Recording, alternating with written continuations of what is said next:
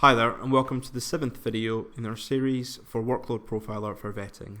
In this 7th and final video, we're going to work through some examples of how to use Workload Profiler to do some tasks that you might be looking to do on a day-to-day basis. So, for example, updating the demand levels, making changes to processes, updating the abstraction rates, or making changes to the financial data. So all very typical things that you might be asked to do when analysing the vetting teams. So going into a populated model we have, so just to show what we have here in terms of demand, we've got the 12 work streams, all with the demands input there. Each of these demand work streams has a process in which the likelihood, the number of staff and duration have been applied, and then within the resources we can see the resources reports are all filled in for each of the work streams. So overall we require 15,316 hours worth of work, which is shown here. That equates to 10.7 people and a cost of £222,347. So what we want to do is understand, if we were to make changes, what would the difference in cost or different in resource requirements be? So that can be done. The first one we'll look at is demand. So into demand, into the work streams, and we know going forward that the recruitment vetting requirement, which was 864, is going to increase. Now, either we could type in the number that we think it's going to be, so 1500 for example. Alternatively, if we knew the percentage increase we'd expect, so we think it's going to be 150%. So an increase of 50% on last year, 1296. So we see that in there. So all we need to do there is to change either the percentage or the volumes in order to get the demand for the next year. So that's the one change we'll make in the demand side of things. Moving on to the processes, we know that there have been some changes in processes. So one of the things we're going to look at is the management vetting, so MV. And we've decided, having had a discussion with the team, that the likelihood of the return correct form is actually 50% rather than 40%.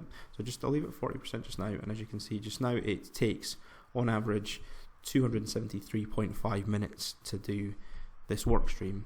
If we move that to 50% of likelihood, so 50% of occasions we need to return and correct the form, and the average duration has now increased to 30 minutes, we see that has the overall process time, or average process time here, has gone up to 4.7 hours or 282.5. Having made these changes, we want to save. That commits the data to the back sheets. So that's how we might go through and change the processes. Now, very similar, if you wanted to change who was doing it, double click onto the yellow, and you would double click in here and we would see, okay, who's going to be doing this. We're able to change if we wanted to. So lots that could happen in terms of the changes. These are the changes we want to make in the model. So the next piece will be to look at the abstractions, so resources. So move to the resources side of things, abstractions, and I'm going to go to the caseworker.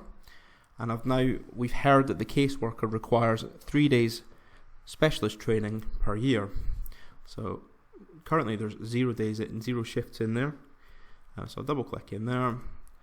So what we're going to say is it's now become 3 shifts per year, paid time, and I'm going to apply that. So the 25 point has increased to the 26.7 here, and the caseworker is now losing 515 hours. That compares, the 515 compares to the analyst at 496. So you can see that we now have differences between the different grades. So that's how you might go around about changing the resources abstractions. Finally, there's a question about the finance numbers. So what we might like to do is go to the resource types and find out actually the admin that was in at £18,000, actually what's more realistic is £20,000.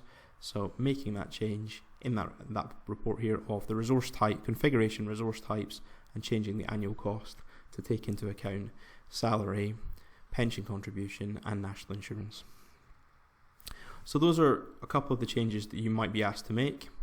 But what does it mean in terms of the reports? So the reports we'll look at here is work stream by resources. So previously the we required 10.7. We now require 12.2 FTE based on those changes we've made. The cost has increased from £222,000 to £258,000, and we just can see changes again to the utilisation levels. So what you might want to do is then to do a comparison between a baseline model and then this new populated model. So I would always look to File, Save As. We'll be saving that as populated with, and then I could type those through. So I could type out what I needed to know there so that someone picking that up in the future would understand exactly what's been done within that scenario. So, as with all of these videos, just finishing off with the support, if you are looking for any assistance on how to do your worked examples or make the model tailored for your specific vetting team, processevolution.co.uk, support on the banner there, and that should take you through to the help desk, and then help desk giving you the ability to make a ticket. So email address, full name, a contact phone number, and then just some comments around what you're trying to do, and we'll get someone from the help desk team to get back to you as soon as possible. Okay, thank you very much.